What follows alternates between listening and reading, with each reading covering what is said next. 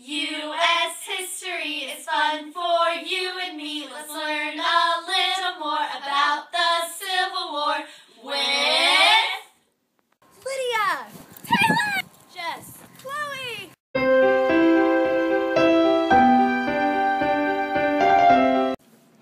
Hi, I'm Taylor, and I'm here to teach you about the Missouri Compromise.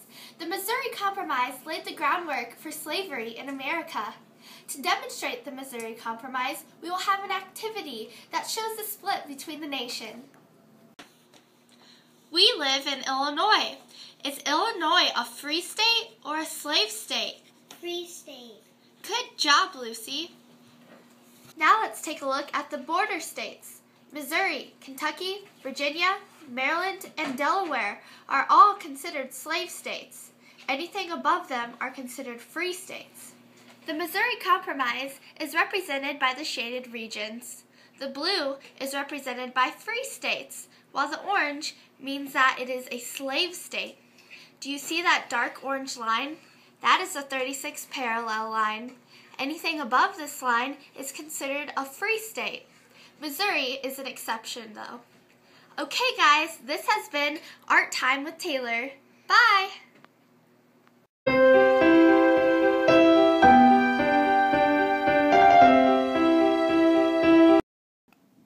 Hello, I'm Judge Tawny, and this is the Dred Scott case.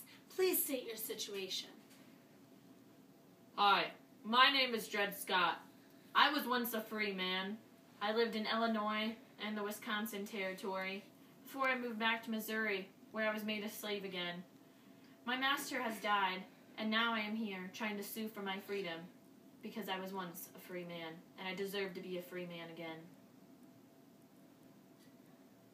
Kids, do you think I should be free? Yeah! Sorry, kids. Due to the Fugitive Slave Law of 1850, I'm considered a slave, and since I'm a slave, I don't have the right to a trial by jury, so it is up to this man to decide my fate. Because of the Fugitive Slave Law of 1850, slaves do not have the right to sue. Case closed.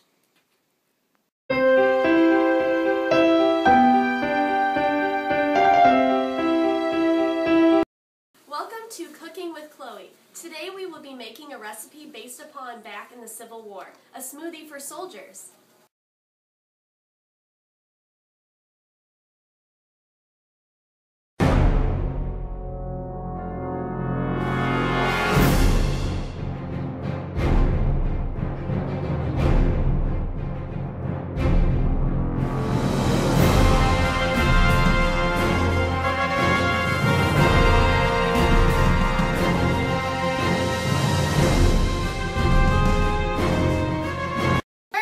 Rinse the fruit because we have to get rid of all the bacteria. Back during the Civil War time, the soldiers easily caught disease if you didn't wash your food very well.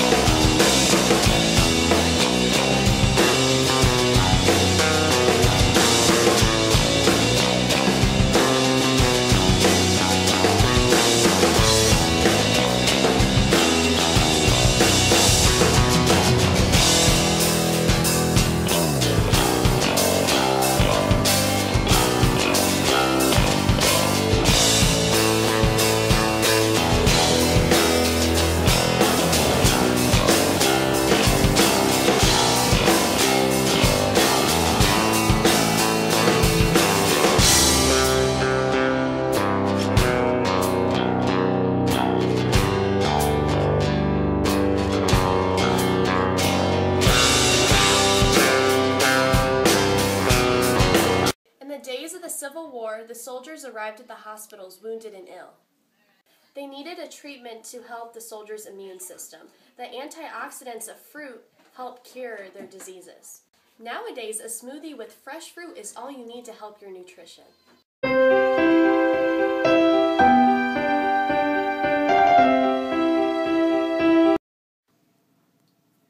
The number of the day is 13.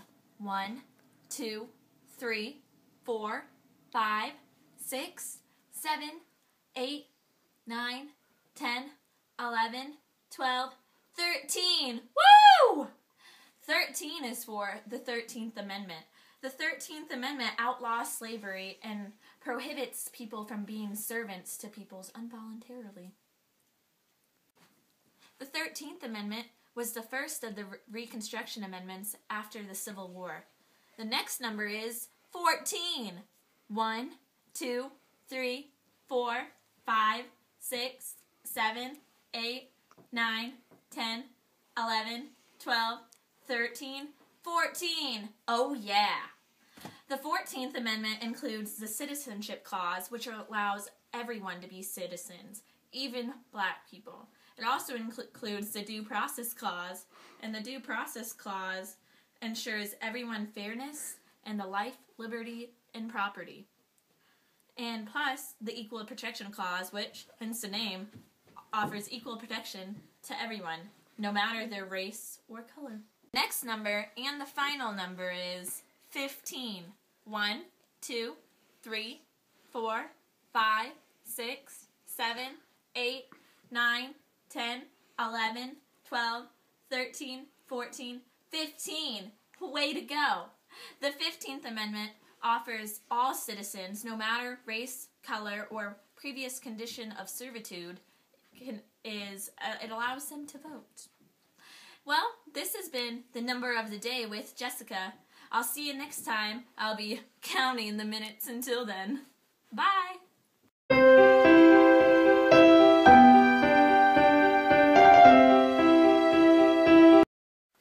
This is Taylor here on the special Civil War edition of This Is His Story. Our special guest star today is Harriet Tubman, sharing her story. Well, thank you, Taylor. I'm here to tell my story of the fugitive slave law and the Underground Railroad. By golly, it's been almost 150 years and my memory is going. It's a good thing I wrote it down in this here journal. Otherwise, I wouldn't have a clue. Well, enough of that jib-jab and let's get to the good stuff. Well, the Compromise of 1850 promised the Southern popular sovereignty. I'm sorry, I'm getting old. In the Mexican Cession, $10 million for Texas, and worst of the fugitive slave law, that fugitive slave law was just the most awful thing. It said that anyone in the North were to help slaves escape were to face serious fines and or jail time. Plus, those poor slaves weren't even to be offered a trial by jury.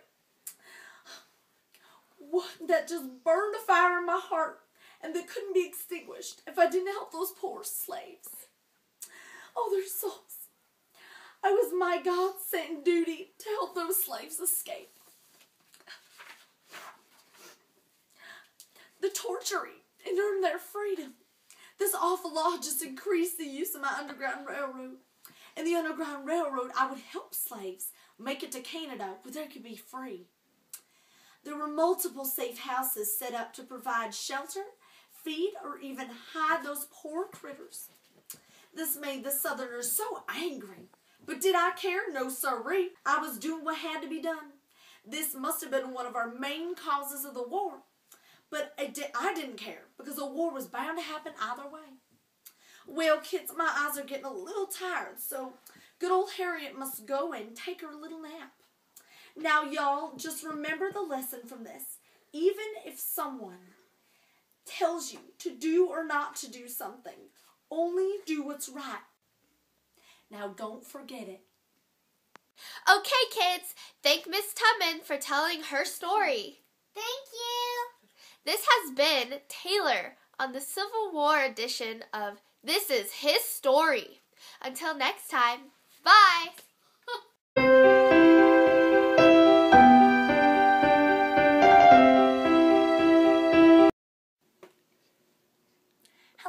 and girls. Today we will be reading Addie, an American Girl. We're going to be reading an excerpt from this book. Just when Addie thought she could not go another step, the sky began to lighten. She could see Mama's face for the first time in hours. It was streaked with dirt. She touched her own face and felt dried blood on her cheek from a cut below her eye. "We better stop soon, Mama," Addie said softly. "It's getting light out and someone might see us." "You're right," Mama said. "We need to look for a hiding place." They went a little farther and found a small cave. They crawled inside and huddled together, waiting for sleep to come. When they woke up hours later, it was hot. Mosquitoes buzzed around their heads. Drawn to the stickiness of their sweaty skin, Addie was no use. "You must be hungry," Mama said, reaching into her bundle. She handed Addie a piece of Auntie Luna's cornbread. It was hard and dry, but it tasted good to Addie. She washed it down with a drink of water from the gourd. When they finished eating, Mama reached into the bundle again. "I got something for you," she said. Addie watched eagerly as Mama opened her hand. In her palm was a small, shiny shell. "I want you to have this," Mama said. "It's something me and your papa have been saving for you." This cowrie shell belonged to Papa's grandma. She was stole from Africa when she was no bigger than you. None of her family was on the ship with her when she came here from across the water. She wore this shell on a necklace. Your papa was going to give it to you when you was older, but I think you should have it now, Addie. Your great-grandma's name was Aduke. That name got a meaning where she was from. It means you are much loved. I saved her name for you, Addie." Addie was silent for a moment. Then she looked into her brown eyes. "Mama, can I hold the shell tonight?" "Sure you can. I got something special to put into it," her mother said, pulling a leather string out of her bundle. "Mama, that's one of Sam's shoelaces," Addie said. "I wanted you to have something of his, too," her mother said. She pulled the cord through a small hole in one end of the shell, knotted it, and then put it around Addie's neck. "Remember what I told you about the love you need to carry in your heart. It ain't nobody you can touch like this shell. But when you find yourself feeling sad or scared, you dip it into that love, Addie. It's a well with no bottom, and it can give you strength and courage." Addie rubbed the shell between her fingers. Its rounded top was smooth as soap. The flat underside was also smooth, except for the middle where the shell closed in on itself. There it felt like the teeth of a fine comb. "My great-grandma must have been brave to come across the water all alone. I'm going to be brave just like she was," Addie said. "She was brave, Addie," Mama answered. "And you brave too. But there's one thing different about you and your great-grandma. Her journey ended in slavery. Yours, girl, is taking you to freedom." Thank you.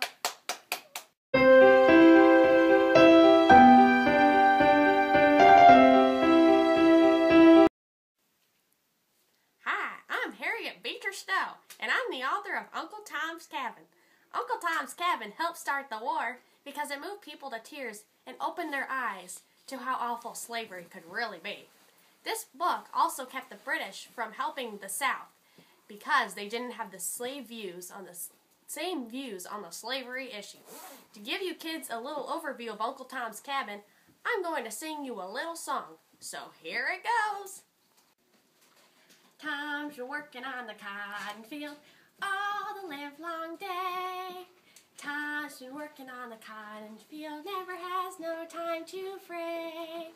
Can you hear Thomas screaming because the whips are streaming? Now Tom is slowly dying before he can be shaved.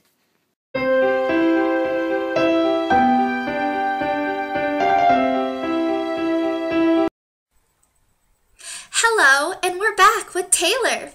Now, boys and girls, who do you think won the Civil War? Was it the mean South who wanted slavery? Or was it the North who didn't want slavery? After learning about slavery, who do you think should win? That's right, the North won the Civil War. Good job, kids! Now for a fun fact of the day. The United States used to be known as a plural noun, like each state would be separate states and they wouldn't be united. Nowadays, instead of saying the United States are so-and-so, they say the United States is, as known as a singular noun. Thank you for watching His Story with Taylor. Have a nice day.